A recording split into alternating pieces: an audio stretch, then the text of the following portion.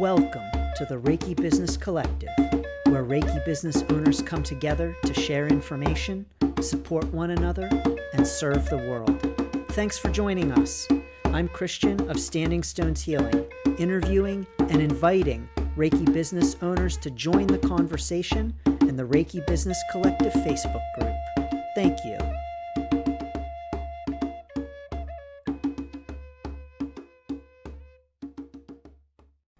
Welcome to this episode of Reiki Business Collective. Thank you for joining us. We are here with Michaela Daystar.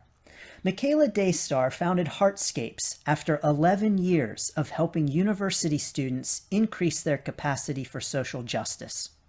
At the intersection of self-reflection, spiritual practice, and social action, she teaches the system of Reiki as a pathway to understanding, healing, and expressing our true self, and adapts trauma-informed principles for Reiki practitioners. Michaela, welcome to Reiki Business Collective. Such an honor to have you.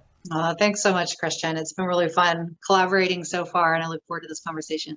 Yes, me too. Thank you so much. So, Michaela, can you please just start off by telling us a little bit about your Reiki business, and we'll move into talking about trauma and having a trauma-informed Reiki business. Yeah, absolutely. So as you said, my business is called Heartscapes, and this work really grew out of as an extension of the work in higher ed and in social justice leadership development. I worked in that field for 11 years as my full-time work, and then since then in contract positions. And it's been a really powerful experience being able to support students in expressing their passions to change the world and putting that into concrete action, understanding how to do that inside of systems, how they're impacted by it and the impacts that they can make. At the same time, what I found to be true was that in the context I was working, the emphasis was very strongly on the doing aspects, right? How do we do social justice? How do we make change? How do we go out and take action? All incredibly important things.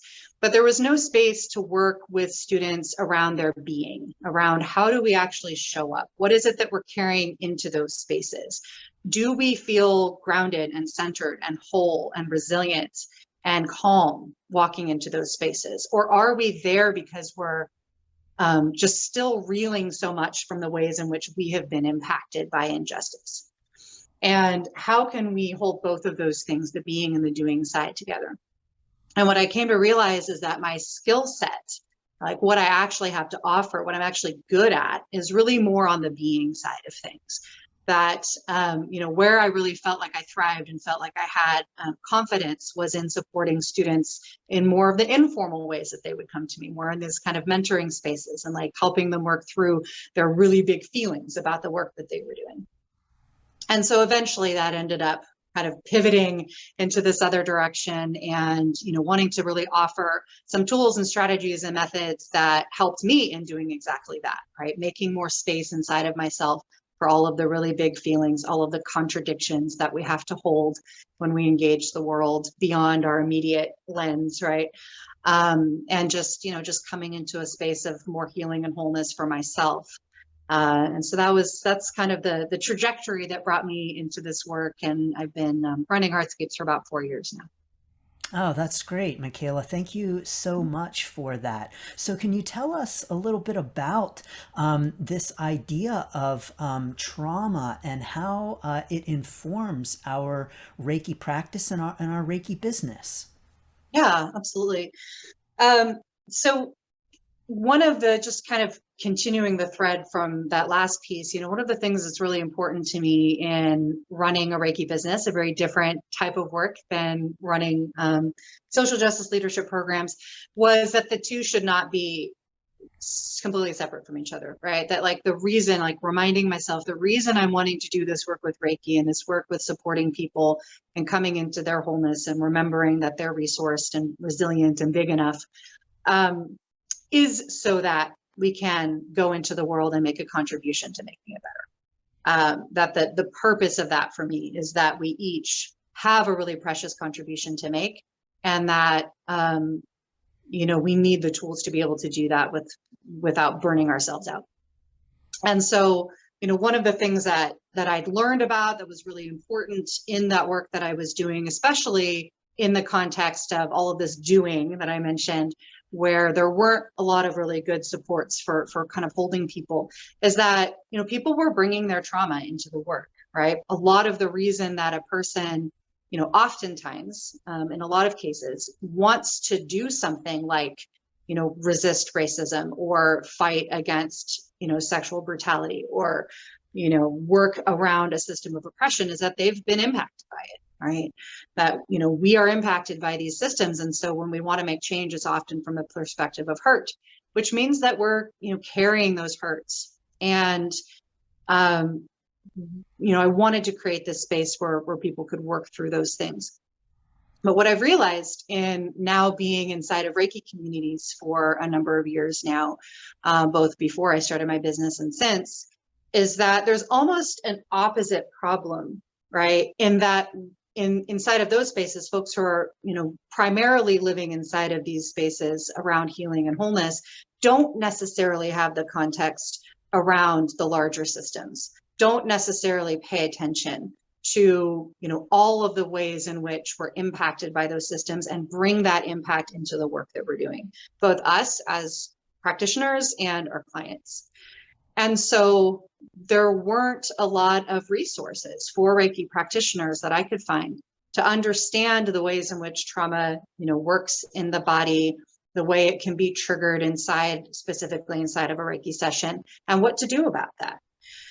A lot of work had been done in those areas in the realm of yoga, trauma-informed yoga, and more recently, mindfulness meditation. Those are two spaces where the potential to trigger trauma is very high. One, because of the physicality of yoga, the touching of the teacher to correct positions. And then in terms of mindfulness meditation, this invitation to really pay attention to what's going on inside of ourselves. Oftentimes when we are carrying trauma, we're avoiding doing that, right? We're not looking at what's happening inside of ourselves. And so when we're invited to do that, without context, it can be very challenging. So there's a lot of really wonderful resources available in those two areas, but I wasn't seeing the same sorts of resources in Reiki spaces. And while much of it is translatable, right, is transferable, there are things that are very specific to our practice, and we have to know to look. Right? Because if we don't have a cultural context, as has developed inside of yoga communities that says this is an important thing to pay attention to, then we probably won't, right? Unless we're personally impacted by it. So it just felt like there was a need there, and that, wanting my business, intending my business to reflect the values that I developed, over my career of being aware of systems of oppression, of creating spaces where that awareness is active, being trauma informed, and being culturally humble as a white person taking on a practice from a culture that is not mine. So those are the values that I've been cultivating underneath my practice, and creating curriculum, creating a body of work around trauma-informed Reiki is one of the ways that that's been expressed. And so that's what I'm actively working in right now. Wow, Michaela, that is so incredibly powerful. And I think that you've got such a great point here that, here we are as Reiki practitioners really working with trauma all of the time. People are coming to us with pain, with emotional anguish, and seeking assistance. And yet, we ourselves so often are not trauma informed. And so this, I think, is really very powerful. So thank you, Michaela, for bringing this to us, and for the opportunity to have this discussion. Can you please talk to us about those values that you mentioned in your own business and how you see those playing out, including in terms of trauma? Yeah, absolutely. So this is a piece that's come more and more strongly as an explicit focus in my business, right? Because there's the things that are implicit for us. And oftentimes our values, right? The values that are important to us as people, and then by extension in our business, we're in a business where our business is really an extension of ourselves, right? More so than in a lot of other fields, right? So really our business is us. What we're selling is a modality, yes, but it's us, it's our presence. And so what I found is that I think this is true for all businesses, and especially those where they're so personal, is that getting very clear for ourselves and then articulating clearly for others, what are the values that underline what we do, makes a lot of sense on a lot of levels.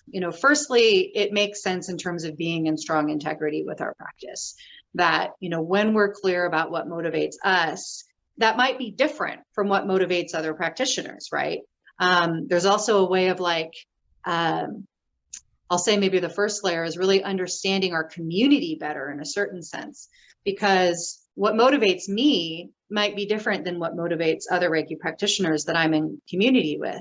And that's a good thing in a certain sense, right? There's a potential for there being conflict around those values, right?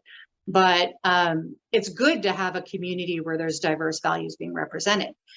As a client, right, looking for a Reiki practitioner, it's very helpful, for that alignment between themselves and their practitioner, to understand the values that underline the practice and to see, oh, this is a little different than this. This feels more resonant with me than this. And so, a while back, I took the advice of a business coach that I work with, Paul Zelizer. Strongly recommend if anyone is looking for business coaching from a conscious business perspective, who, talks a lot about being values aligned, and, kind of invited us to, for example, on our website, there's that about page. It usually has our bio and a little something, something about our business, maybe a lot, something, something. Maybe there's way too much in that about section, right? That was my case until I cut it down.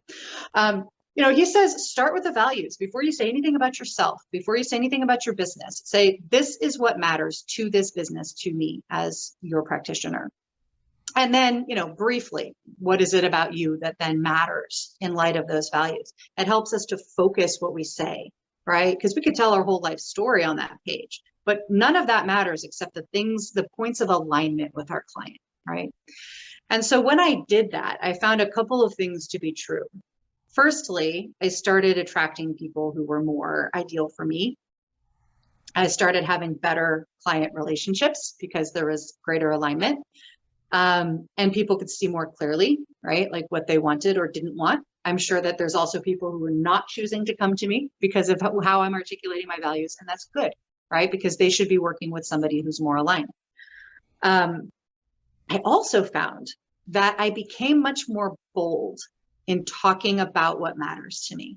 What I had to realize, and this was really humbling, is that I had been hiding a lot about myself in an opposite way that I used to hide myself in the university.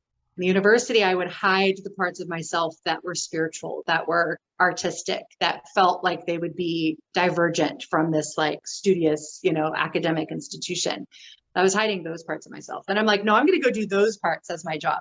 Now I'm hiding the part of myself that can clearly speak up against injustice, that can clearly challenge something that I see that's problematic.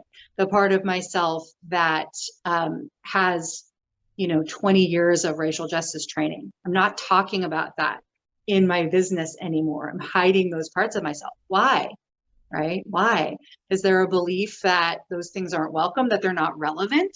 Of course they're relevant, right? Those are just part of the world that we live in, right? And as Reiki folks or clients who want, oftentimes they're coming to us for relief from those kinds of things. So of course they're relevant. How we talk about them, how we make them relevant in our business is where we need to do thinking, right? And where do we articulate it? Where do we not? And so when I started being more clear about that and taking small chances to be more explicit, and then not having the world collapse around me, right? Take a little risk that feels scary. Oh, that didn't break everything. Okay, let's take another little risk. I became more and more bold. And that process of tiny steps, tiny changes, brought me to the point where I'm like, actually, like, yes, providing Reiki sessions is incredibly important. Teaching the core Reiki classes is incredibly important. And how do I want to do that? Do I want this to be a space where all of these other concerns are present and forward? Yes. Can I articulate that instead of just springing it on people? Yeah. Right. And so it was out of that experimentation that this work on trauma-informed Reiki came about. And I'll talk a little bit more about those specifics in a moment, but just wanting to emphasize, for our collaborators and viewers who are listening in, if this is something that you haven't put thought to or haven't put time into, I really invite and encourage you to take some time to sit with yourself and ask, what are the values that are most important to me that get expressed in my business? Because there's going to be all kinds of other values that aren't super relevant, right, to our business necessarily, or at least don't need to be stated. They're implied. But what are the three, the three values that really are what I am about, right? Yes, I'm about providing Reiki, but a million people are about providing Reiki, right? Why? Why do you want to provide Reiki? Why does that matter to you? What are the values that make that the right choice for you and that other people are going to share, right? And then what are the ways that that can be made more explicit? Yeah. Wow, Michaela, it's just absolutely incredible. I love it. And I'm sure that listeners are just loving this as well. Can you say more about how that has impacted your business? That one small little change, which is really not a small thing at all, to lead with values is not a small thing at all. Can you maybe share a little bit more about how that has impacted your business, and maybe even, Michaela, how that has impacted you personally, because you've got a great point here about these two kind of sides. And I'm positive that people are listening and saying, oh yeah, I totally get that. Here's the woo woo Reiki spiritual me, and then here's the, not those parts me, and never the two shall meet, keeping them separate, right? Right. I'm positive that plenty of people can resonate with that. So can Yeah. you tell us more about the bringing of those together, and that idea of leading with the values, and even how that has maybe impacted you, your business, and your work? Yeah, absolutely. Yeah, there's so much there. I mean, firstly, like,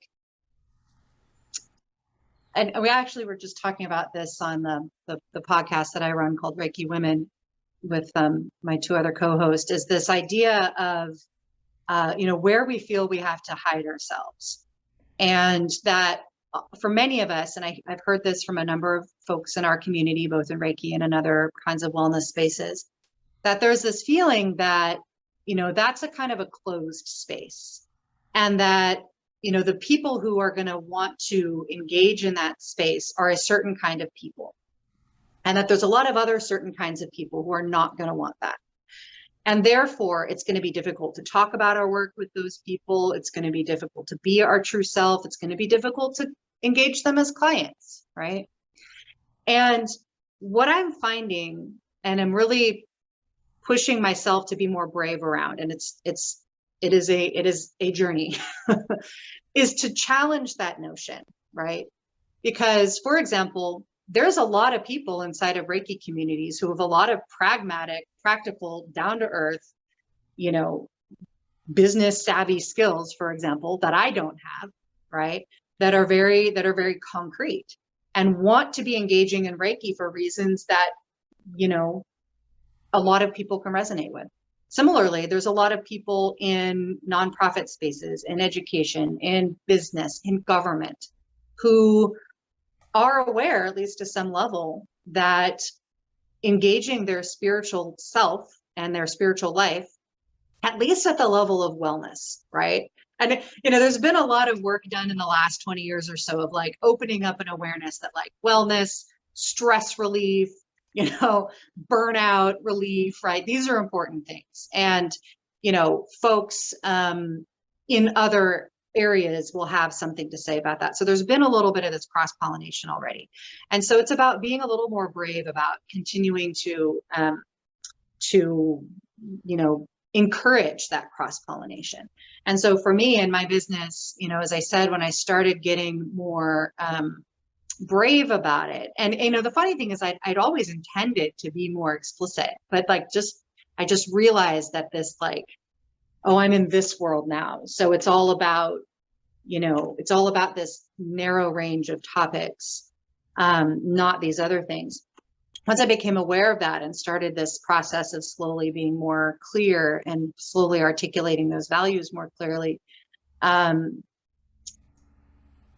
you know, that alignment started to happen, and people in other spaces, these spaces that you wouldn't necessarily consider, you know, started reaching out to me, you know, and I've gotten to do some really cool things that I never would have specifically gone after, right?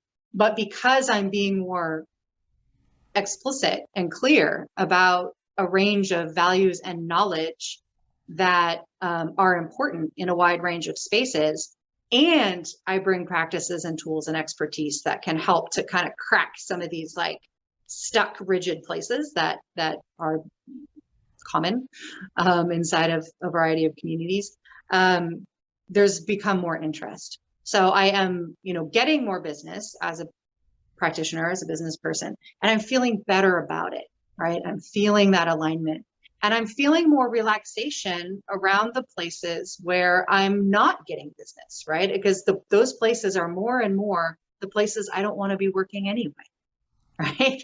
And so when we work on the level of values, articulate that clearly and elegantly in everything we do, right? From our website to our marketing copy, to our casual conversations, to podcast interviews, then it becomes much more easy because it's just out there, right? We don't have to work as hard to find the people who are going to be our best fit.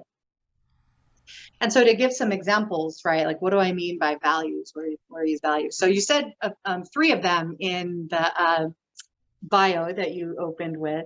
And that's where I started with, okay, the values that underline my work are self-reflection, right? I want to be doing work that's self-reflective. I want the people that work with me to be willing to take a look at themselves, at the hard places, at the shadowy places, at the yucky stuff, and, you know, build their capacity to do that and to be in a state of self-reflection. This isn't just about healing.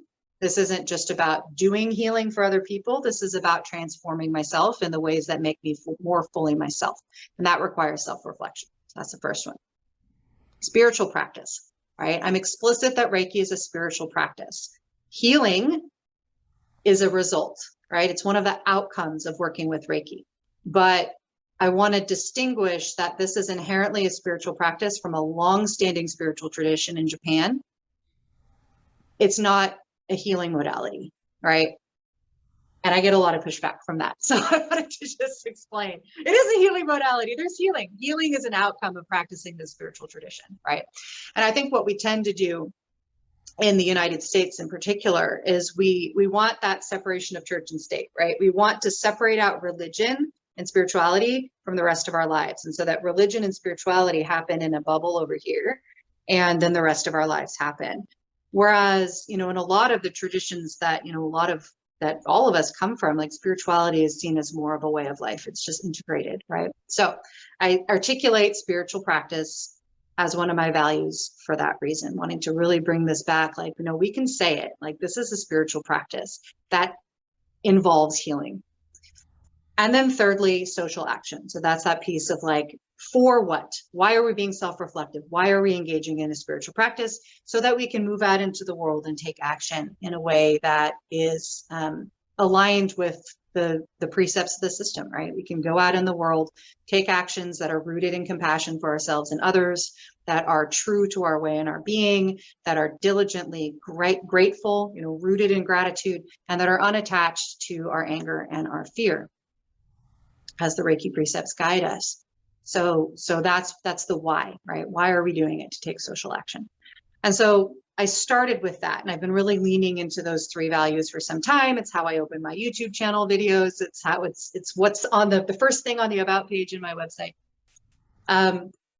And more recently, I've been like, all right, maybe what's a more specific layer that I can take that to? And so that's kind of where I'm playing right now.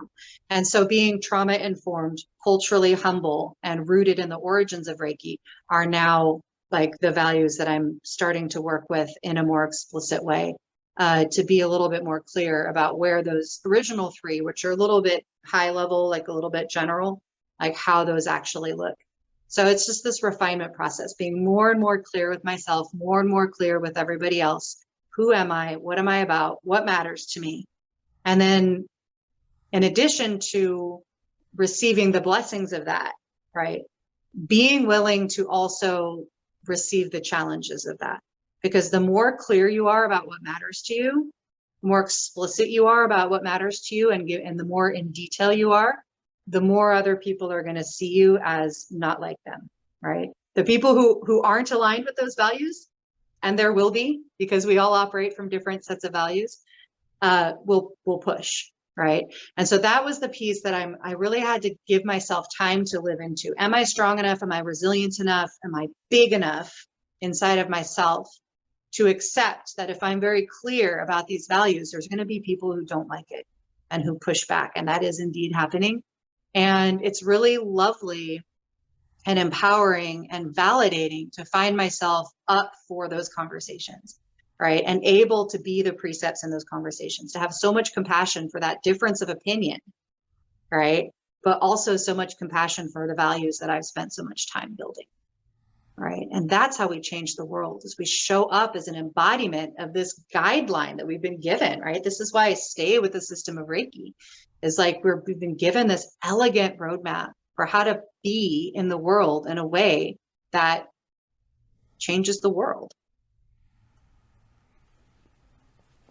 Wow, Michaela, thank you so much. That is all incredible. And I have more questions for sure off of that, because that was just also very powerful. You know, one thing that really stuck out to me, well, there were several, but one thing that really stuck out to me was this idea of pushback on some of your ideas about healing, and how Reiki itself is not a healing practice. And I don't know about our listeners, but I thought, ooh, I want to hear more about that. Can you talk? Can you talk to us more about that?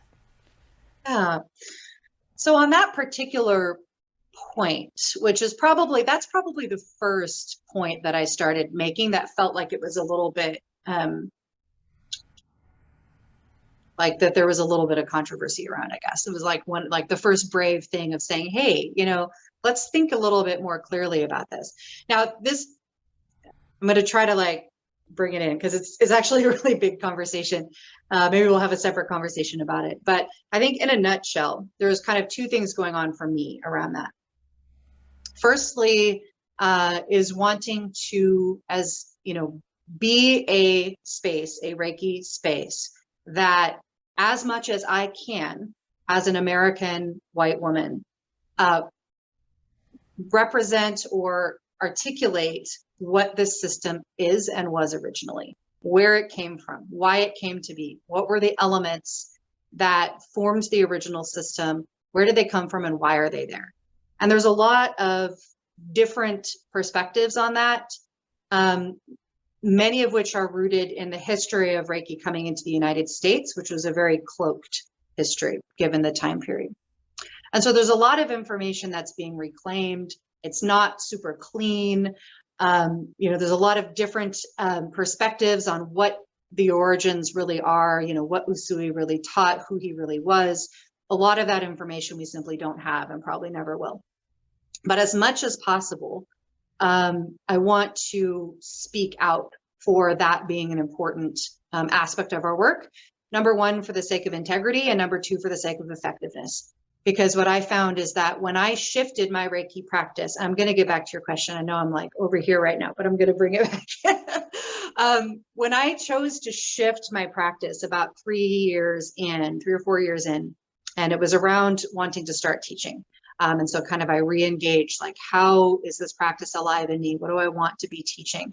And I shifted from a kind of strictly like traditional Western Reiki way of teaching to, again, as much as I can, increasingly so, teaching from the perspective of its Japanese origins.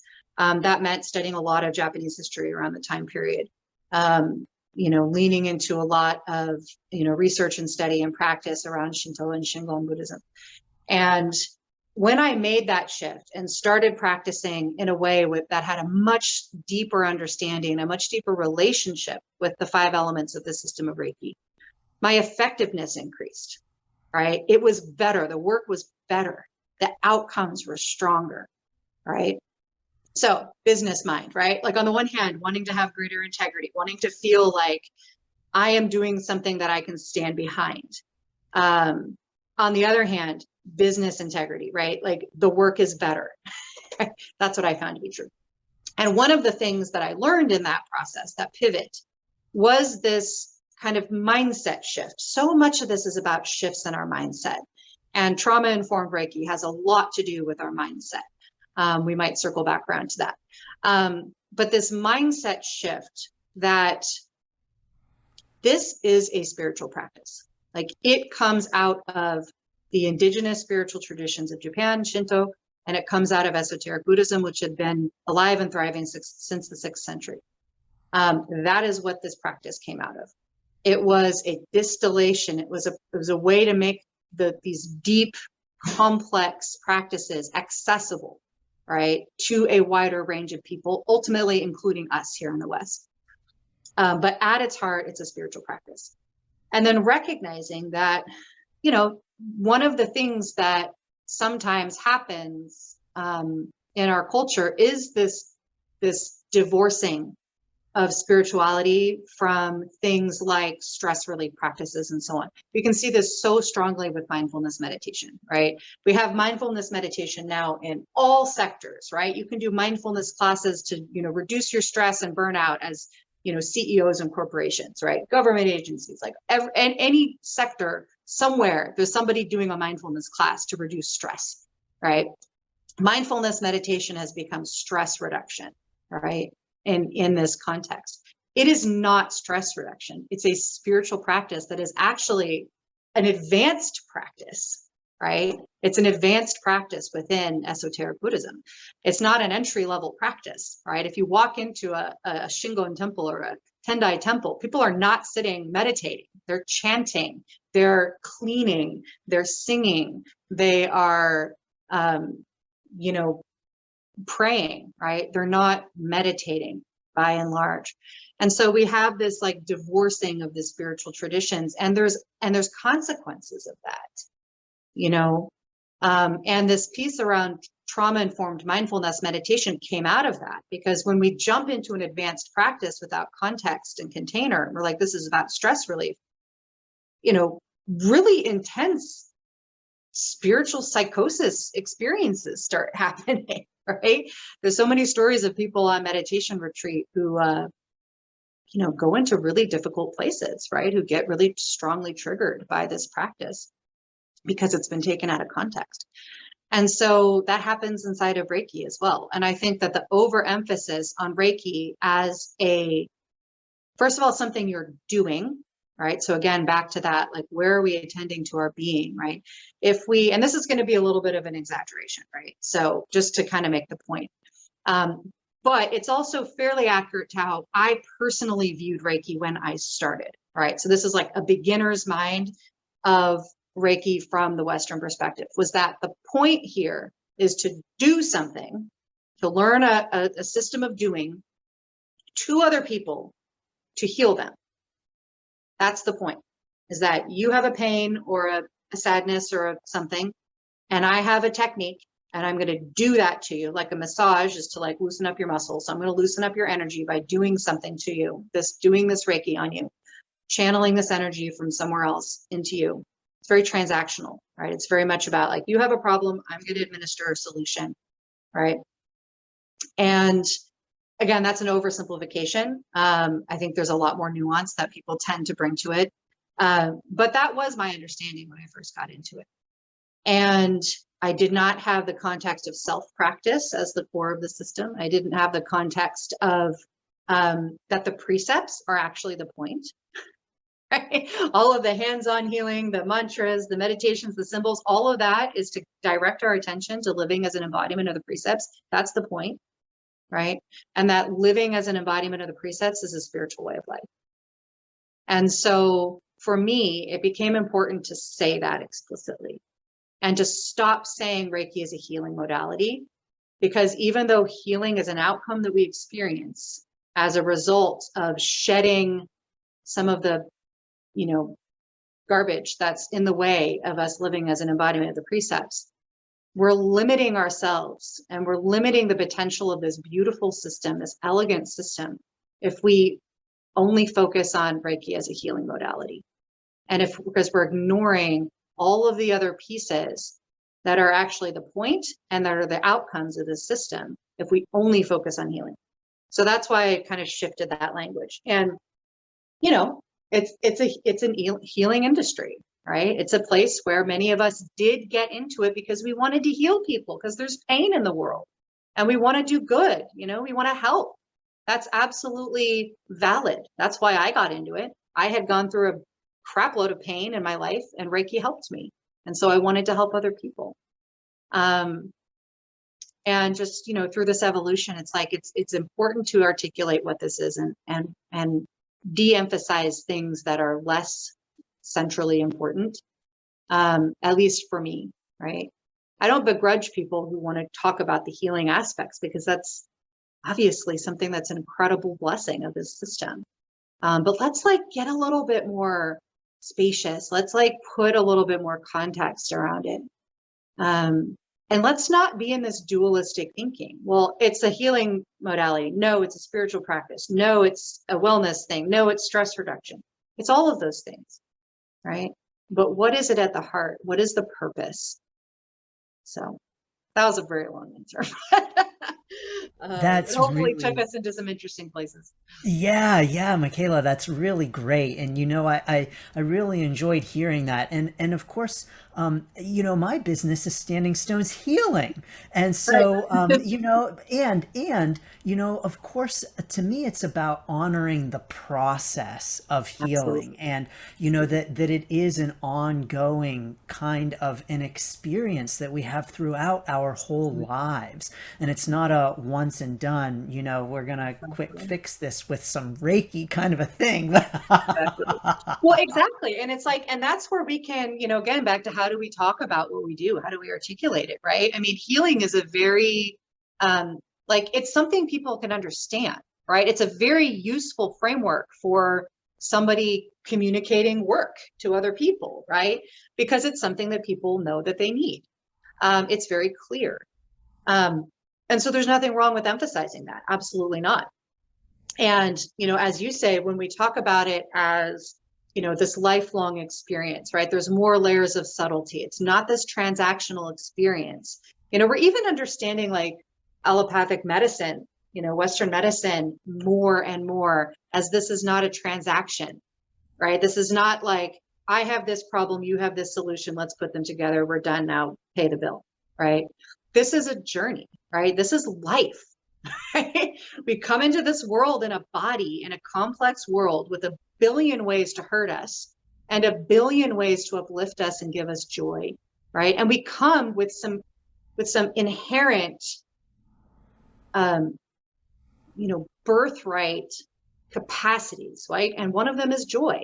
One of them is compassion, right? Connection to the web of life. We're not alone, right?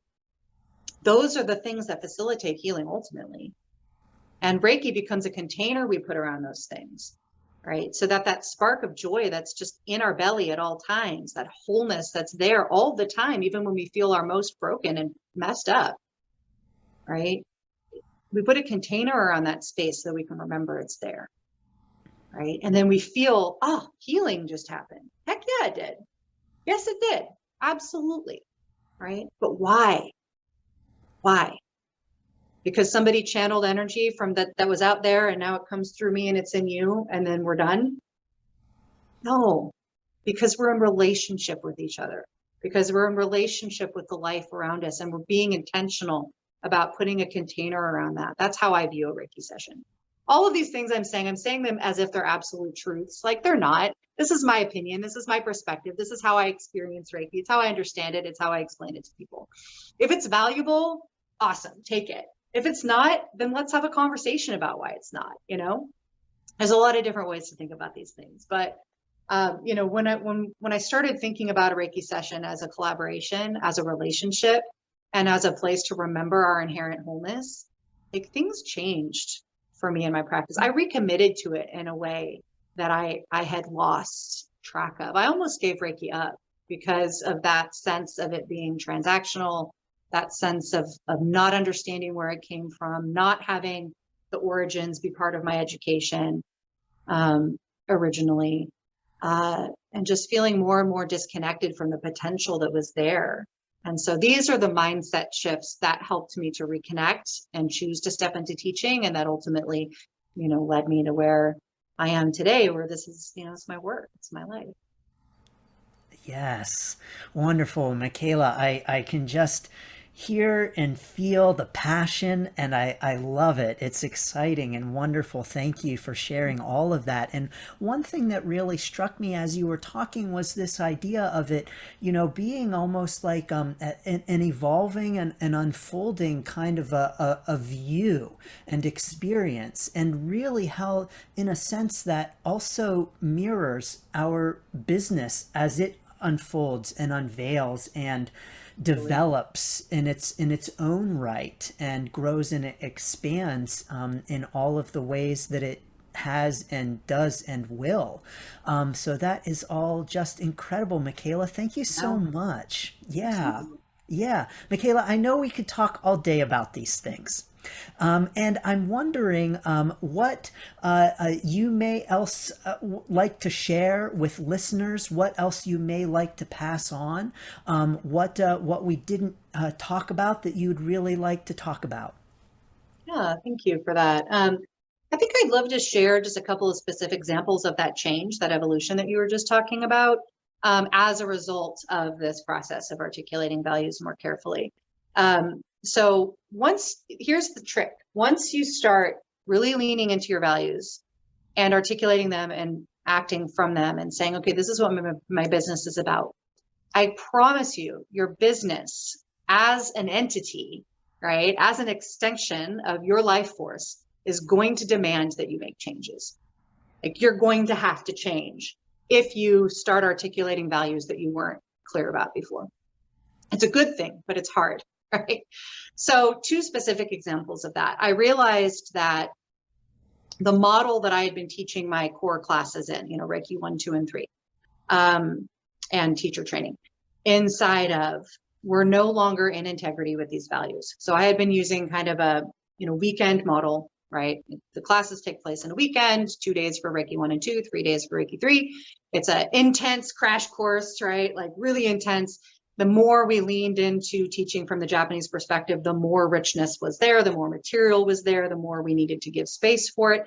And, many of us have had the experience of going to something like that, or going to a conference and having this really amazing, intense experience and feeling like, yeah, I'm going to totally connect with this and do this and stay with these people. And then, the energy wears off, right? It's like life takes back over, and we settle back into routine, and it can be hard to maintain that momentum. And so it didn't feel like that was actually doing justice to my, desire to be true to the roots of Reiki, which would have been taught one-on-one over time. Was not true to really articulating everything that I wanted to share about the system. And it wasn't kind and gentle to my students. It wasn't giving them enough space to absorb, to practice, to reflect, and then to absorb more. And so I've made the decision to change that model from a weekend, model to an 8-week class. So starting in July, I'll offer my first Reiki 1 as an 8-week, 2 hours a week class rather than these intensives.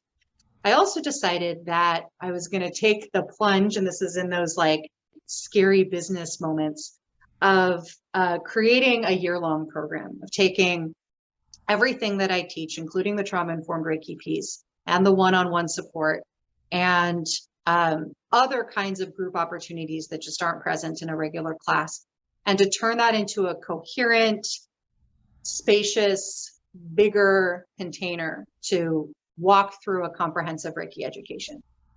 And so that's also launching in July.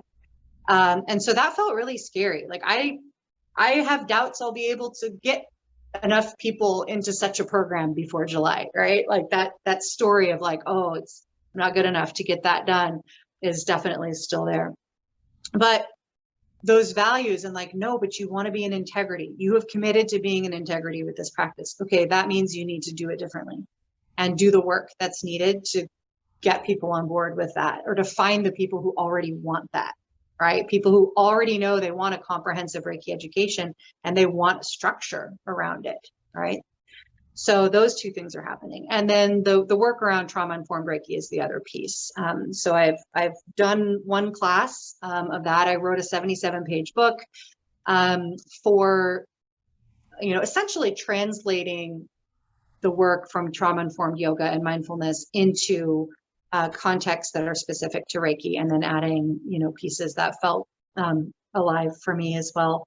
That work is evolving. It was an amazing class, got a lot of really amazing feedback. The main one being make it longer. Again, bigger, more space, bigger container, give us time to integrate this a little bit better. So the next iteration of that class will be in June, and it'll be 2 half days instead of 1 half day. And so, yeah, those are new things that I've never done before, that felt scary, but that felt like were necessary if I was going to actually do the thing that I'm telling all of you to do, which is to, root your business inside of a set of values, and then continue to ask yourself, what does that mean? Just for today, what does it mean to live these values in my business, right? And then make those adjustments over time. And at a certain point, that adjustment might need to be big, right? And then get support for that, right? And because that's the other piece, is that sometimes we can fall into feeling like we have to do this in isolation. It's just me and my business out here. But there's vast networks, right? And you, Christian, have done so much work in creating spaces where people can get that kind of community support, especially when they're doing something risky that feels too much. We can't do it if we don't feel like there's a system of support around us. So thank you for that. Thank you, Michaela. It's my honor. And this is such great information. I'm positive that it is really resonating with listeners, and that listeners are hearing this and saying, oh my gosh, Michaela isn't so sure that she can get her stuff going. Yes, everyone listening, we all feel that way. It's part of the process. Yeah. Yes. Luckily, we have a system that directs us to have compassion for ourselves. Yes. Yes, wonderful. Well, Michaela, thank you so much. I'm going to drop all of your links in the notes, of course, but if people want to reach out to you, get in touch with you, what's the best way to access you? Yeah, well, my website is a great entry point, heartscapesinsight.com, where, of course, email and such will be found. I do have a Facebook page. I run a YouTube channel where I share stuff like this on a semi-regular basis. That's Heartscapes Reiki on YouTube. And yeah, all the other things that will be in the notes. Wonderful. Well, Michaela, thank you so much. Are there any parting words that you would like to offer? Any parting tips, encouragement, or anything that you would like to give to listeners? Let's sit with that. I think it's just to affirm that each person listening to this, and each person that is connected to you listening, has an incredibly important contribution in this world that's yours to make. And you're probably already making it in various ways. And there's capacity inside of yourself to do that in ways that feel generative and nurturing to you, right? That don't deplete you.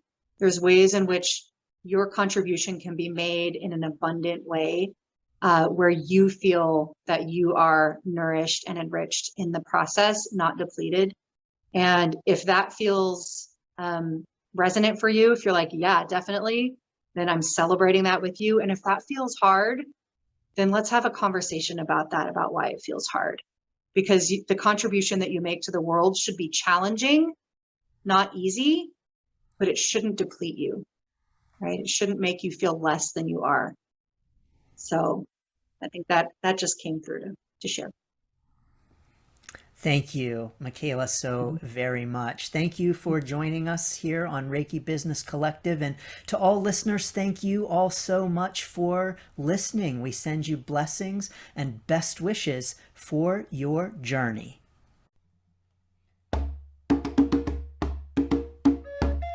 Thank you for listening. Please like, subscribe, share, and join in the conversation at facebook.com/groups/Reiki Biz, B-I-Z. Blessings and best wishes for your Reiki journey.